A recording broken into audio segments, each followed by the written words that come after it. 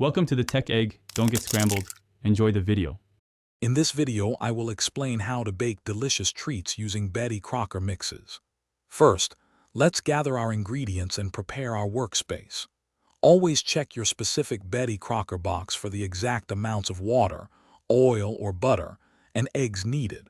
Preheat your oven to the temperature listed, which is often around 350 degrees Fahrenheit for cakes or brownies.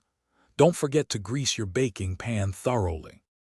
Now that your ingredients are ready, it's time to mix.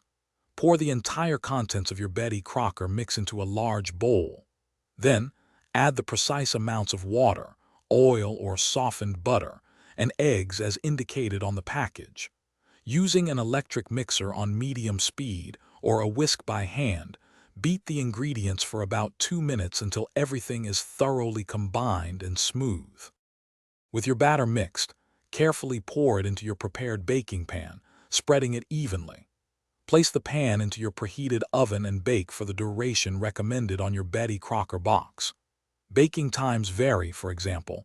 A 13 by 9 inch cake might take 24 to 29 minutes. To check for doneness, insert a toothpick into the center of cakes until it comes out clean, or 2 inches from the edge for brownies until it comes out almost clean. Once your baked good is out of the oven, let it cool properly. For cakes and brownies, allow them to rest in the pan for about 10 minutes before carefully inverting them onto a wire rack.